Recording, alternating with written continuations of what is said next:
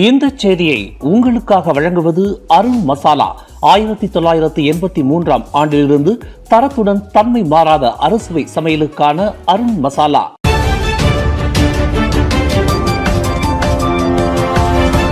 வணக்கம். திசைகளின் ஒரு மணி செய்திகள். எந்த இனத்தையோ அரசியல் கட்சியையோ அரசாங்கத்தில் இருந்து புறக்கணிப்பது ஆணவம். பிரதமர் அன்வார் அறிவுறுத்தல்.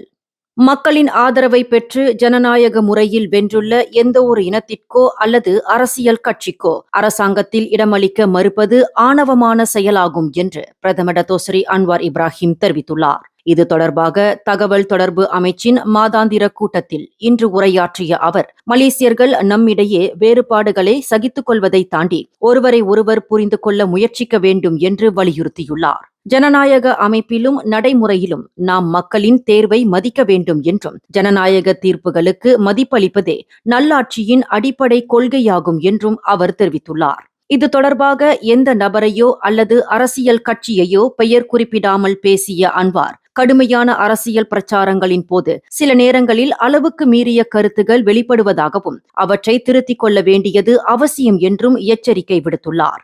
மேலும் ஒருவரின் நம்பிக்கைகள் மற்றும் பார்வைகள் அவர்களின் வளர்ப்பு மற்றும் வாழ்க்கை அனுபவங்களால் உருவாகின்றன என்றாலும் அந்த வேறுபாடுகள் மனிதநேயமற்ற அணுகுமுறைக்கு வழிவகுக்க கூடாது என்பதையும் அவர் சுட்டிக்காட்டியுள்ளார். மக்கள் மத்தியில் புரிந்துணர்வு, பரஸ்பர மரியாதை மற்றும் ஒற்றுமையை வளர்ப்பதே நாட்டின் நல்லிணக்கத்திற்கும் ஜனநாயகத்திற்கும் அடித்தளமாக இருக்கும் என்றும் அன்வார் தெரிவித்துள்ளார்.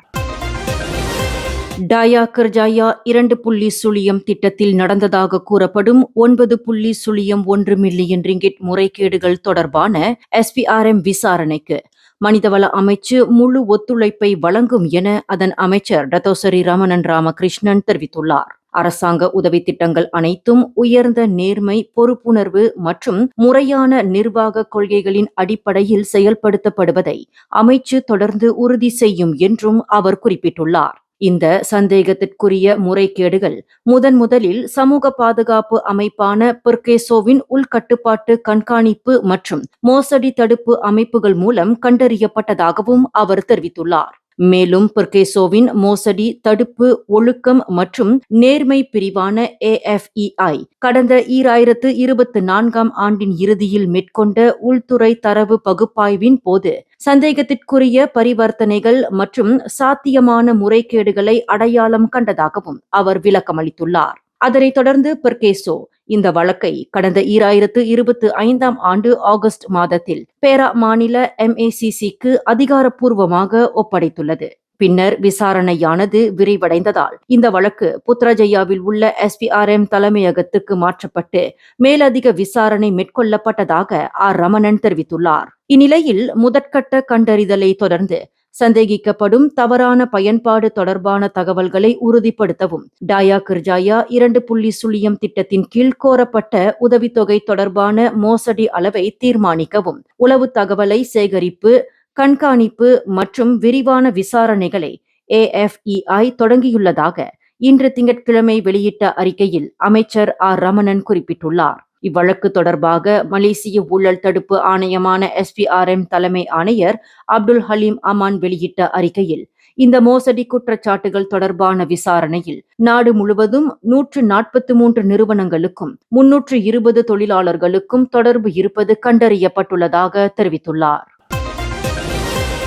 பாஸ் மற்றும் அம்னோ இடையிலான சாத்தியமான கூட்டணி குறித்த பேச்சுவார்த்தைகளில் இதுவரை எந்த ஒரு உடன்பாடும் எடுக்கப்படவில்லை என அக்கட்சியின் துணைத் தலைவர் துவான் இப்ராஹிம் துவான் மான் தெரிவித்துள்ளார். அதேவேளையில் ஜொஹூர், நெகிரி சிம்பிலான் மற்றும் மலாக்கா மாநில தேர்தல்கள் போட்டியிடுவது தொடர்பாக அம்னோ சார்பில் பாஸ் கட்சிக்கு சில தொகுதிகளும் மற்றும் பதவிகள் வழங்க ஒப்புக்கொள்ளப்பட்டதாக கூறப்படும் தகவல்களையும் அவர் மறுத்துள்ளார். அதேவேளையில் பாஸ் கட்சியானது ஜொஹூர் மற்றும் நெகிரி சிம்பிலான் மாநில தேர்தல்களில் போட்டியிடுவதை தொடரும் என்பதையும் குபாங்கரியான் நாடாளுமன்ற உறுப்பினரும் பரிகத்தா நேஷனல் துணைத் தலைவருமான துவான் இப்ராஹிம் துவான் மான் உறுதிப்படுத்தியுள்ளார். மாநில தேர்தல்களுக்கான கட்சியின் இயந்திரம் ஏற்கனவே தொடங்கப்பட்டு செயல்பட்டு வரும் நிலையில் தற்போது போட்டியிட உள்ள தொகுதிகளில் வெற்றி பெறுவதே பாஸ் கட்சியின் முக்கிய நோக்கம் என்றும் அவர் குறிப்பிட்டுள்ளார். அரசாங்க நிதி முறைகேடு தொடர்பான பரபரப்பான வழக்கின் விசாரணையை மலேசிய ஊழல் தடுப்பு ஆணையமான SPRM நிறைவு செய்துள்ளதாகவும் இதில் தொடர்புடைய ஒருவர் மீது விரைவில் குற்றச்சாட்டு பதிவு செய்யப்படலாம் என்றும் தெரிவிக்கப்பட்டுள்ளது. இந்த வழக்கானது நம்பிக்கை மீறல் தொடர்பான குற்றவியல் சட்டம் பிரிவு 409 கீழ் மேலதிக நடவடிக்கைக்காக அட்டர்னி ஜெனரல் அலுவலகத்திற்கு அனுப்பப்படும் என்றும் SPRM தலைமை ஆணையர் அப்துல் ஹலீம் அமான் தெரிவித்துள்ளார். அட்டர்னி ஜெனரல் அலுவலகம் ஒப்புதல் அளித்தால் விரைவில் குற்றச்சாட்டுகள் பதிவு செய்யப்படும் என்றும் அவர் குறிப்பிட்டுள்ளார்.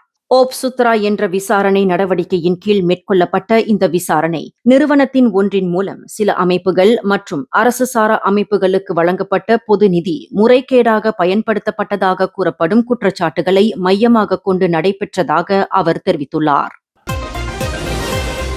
சரம்பானில் உள்ள தமான் துவான்கு ஜாஃபார் பகுதியில் 46 வயதுடைய பெண் ஒருவர் தனது 9 வயது வளர்ப்பு மகளை வீட்டின் பின்புறம் உள்ள சேமிப்பு கிடங்கில் அடைத்து வைத்ததாக சந்தேகத்தின் பேரில் நேற்று போலீசார் கைது செய்துள்ளனர். அச்சிறுமி அந்த குடும்பத்தால் 7 ஆண்டுகளுக்கு முன்பு தத்தெடுக்கப்பட்டவர் என்றும் அவர் தொடர்ச்சியாக சித்திரவதைகளுக்கு உள்ளாக்கப்பட்டு வந்ததாகவும் சிரம்பான் மாவட்ட போலீஸ் தலைவர் யத்தீம் ஓஸ்மான் தெரிவித்துள்ளார். இந்நிலையில் சமீபத்திய பள்ளி விடுமுறை காலத்தில் அச்சிறுமி வீட்டின் பின்புறம் உள்ள சேமிப்பு கிடங்கில் அடைத்து வைக்கப்பட்டு அவருக்கு தினமும் 2 முறை மட்டுமே உணவு வழங்கப்பட்டதாகவும் தெரிவிக்கப்பட்டுள்ளது.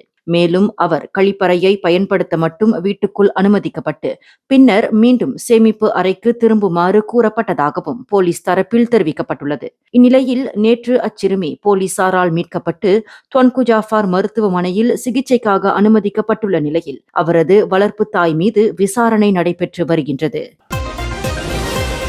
ஜோஹர் பாரு தம்போய் பங்சாபூரி ட்வி அலிஃப் அவென்யூ பகுதியில் நேற்று காலை அடுக்குமாடி குடியிருப்பின் மேல் தளத்திலிருந்து கீழே விழுந்ததில் 8 வயது சிறுமி ஒருவர் உயிரிழந்ததுடன் 10 வயது சிறுவன் ஒருவன் படுகாயமடைந்து தீவிர சிகிச்சை பிரிவில் அனுமதிக்கப்பட்டுள்ளார்.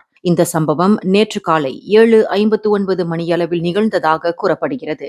சம்பவத்தை நேரில் கண்ட சில குடியிருப்பாளர்கள் சமூக ஊடகங்களில் தங்கள் அனுபவங்களை பகிர்ந்துள்ளனர். நீச்சல் குளம் அருகே உலாவிக் கொண்டிருந்த போது திடீரென பெரிய சத்தம் கேட்டதாகவும் பின்னர் சிறுமி அசைவின்றி கிடந்ததை பார்த்து மக்கள் உதவிக்காக அலறியதாகவும் அவர்கள் தெரிவித்துள்ளனர். மேலும் அடுத்த சில நிமிடங்களில் அச்சிறுவனும் மேல் தளத்திலிருந்து கீழே விழுந்து படுகாயமடைந்த நிலையில் கிடந்ததாகவும் தெரிவிக்கப்பட்டுள்ளது. இந்நிலையில் இச்சம்பவம் குறித்து விரைவில் அதிகாரப்பூர்வ தகவல்கள் வெளியிடப்படும் என ஜோஹர் பாரு உத்தாரா போலீஸ் தலைவர் ராடின் ரம்லான் ராடின் தஹா தெரிவித்துள்ளார். பிலிப்பீன்ஸில் மிண்டானோ பகுதியில் இன்று காலை 7:37 மணியளவில் ரிக்டர் அளவுகோலில் 7.9 அளவிலான சக்தி வாய்ந்த நிலநடுக்கம் பதிவாகியுள்ளதாக மலேசிய வானிலை ஆய்வுத்துறையான மெட் மலேசியா அறிவித்துள்ளது. இந்த நிலநடுக்கமானது பிலிப்பீன்ஸின் கொரோனாடால் நகரத்திலிருந்து சுமார் 97 கிலோமீட்டர் தெற்கே 50 கிலோமீட்டர் ஆழத்தில் ஏற்பட்டதாக கூறப்பட்டுள்ளது. அதேவேளையில் இந்த நிலநடுக்கத்தின் அதிர்வுகள் சபா மாநிலத்திலும் உணரப்பட்டதாக தெரிவிக்கப்பட்டுள்ளது. குறிப்பாக தவாவ், சம்போர்னா மற்றும் அதனை சுற்றியுள்ள பகுதிகளில் நில அதிர்வு உணரப்பட்டதாக அறியப்படுகின்றது. மேலும் இச்சம்பவத்தை மெட் மலேசியா தொடர்ந்து கண்காணித்து வருவதாக அந்த அறிக்கையில் தெரிவிக்கப்பட்டுள்ளது. நிலநடுக்கத்தால் ஏற்பட்ட சேதங்கள் அல்லது உயிரிழப்புகள் குறித்து உடனடி தகவல்கள் எதுவும் வெளியாகவில்லை. இந்த செய்தியை உங்களுக்காக வழங்கியது அருண் மசாலா. 1983 ஆண்டிலிருந்து தரத்துடன் தன்மை மாறாத அறுசுவை சமையலுக்கு அருண் மசாலா. மேலும் செய்திகளை தெரிந்து கொள்ள கீழே இருக்கும் பெல் பட்டனை அழுத்துங்கள். உங்கள் மகிழ்ச்சியை வெளிப்படுத்த லைக் மற்றும் ஷேர் செய்யுங்கள். தொடர்ந்து திசைகளோடு இணைந்திருக்க சப்ஸ்கிரைப் செய்யுங்கள்.